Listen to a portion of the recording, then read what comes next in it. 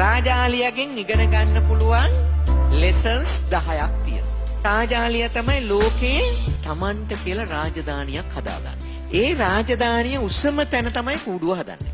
ජීවිත කාලය පුරාවට එක රාජාලි පිරිමි සතෙක් එක රාජාලි ගැහැණු සතෙක් එක විතරයි ජීවත් වෙන්නේ. ගැහැණු සතත් එහෙමයි.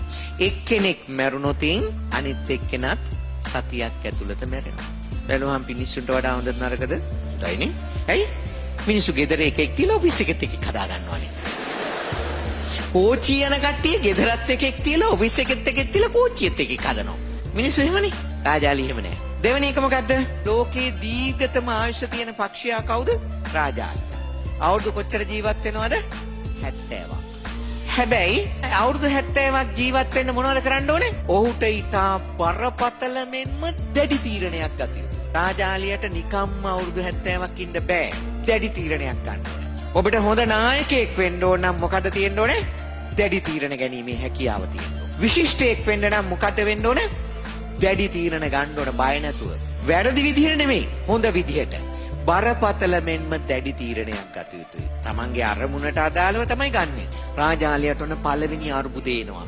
අවුරුදු 40ක් යනකොට මේ නියපොතු 12ම වකුටු වෙලා මොකක් වෙනවද? සාමාන්‍ය ජීවිතේදී රාජාලියකට කෑමකට මිනිහෙක් උස්සගෙන යන්න පුළුවන්. හැබැයි අවුරුදු 40 ද මොකද වෙන්නේ? මීයෙක්වත් උස්සන් යන්න බැරි වෙනවා. රාජාලියගේ හොටේ වකුටු වෙනවා. වකුටු වෙලා මස් සිරාගෙන කන්න බැරි වෙනවා.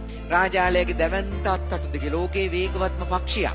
ඒ වුණාට මොකද වෙන්නේ? අත්තටු දෙක ඝන වෙනවා. ඝන වෙලා ගහකින් ගහකට පනින කෙනෙක් බවට පත් වෙනවා. මේ රාජාලයට විකල්ප විසඳුම් දෙකක් තියෙනවා. එක්කෝ ඔහු මිය යා යුතුයි. නැතිනම් දින 150ක අතිශය වේදනාකාරී වෙනසකට change යොමු විය යුතුයි. මට කියන්න මගේ පුතාලා දුවලා රාජාලිය මොන තීරණය ගනීද? වෙනස් වෙයිද? මැරෙයිද? ඔබ රාජාලියෙක් නම් ගන්නා තීරණය මොකක්ද? රාජාලියා කීයටවත් මරණය බාර ගන්න සූදානම් නැහැ. මිනිස්සු තමයි ඒක කරන්නේ. මිනිස්සු හිතනවා මගේ අම්මේ ඔහොම දුක් විඳින්න පුළුවන් ද අප්පා. රාජාලියා තමන්ගේ ටෙරිටරි එක හදන්නේ තිරිවානාගල් කන්දක් තියෙන තැනක. ඒකට යනවා. ගිහලා මොකද කරන්නේ? පළවෙනි පියවර. වේගයෙන් පියාඹා ගොස් ගලක හප්පා තම කොට කඩා දමයි. තමන්ගේ අර වකුටු වෙච්ච කොට ගලවලා දානවා. ගලවලා දාලා මොකද කරන්නේ? අලුත් හොට වැඩෙන තෙක් निराහාරව සිටිය යුතුයි. දවස් 50ක් 55ක් විතර ඔළුව හොල්ලන්න නැතුව වාඩි වෙලා ඉන්නවා. ඇයි ඒ?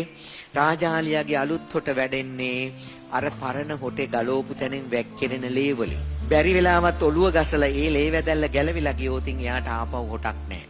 පිඹුරෙක් ඇවිල්ලා ඔතා ගත්තත් රාජාලියා හොට ඔළුව හොල්ලන්න නැතුව ගොදුරක් වෙනවා. අලුත්ට ආපු ගමන් දෑකැටි වගේ වෙච්ච නියපොතු ටික ගලවලා විසි කරනවා. ආයෙ ඉන්නවා දවස් 50ක් 55ක්.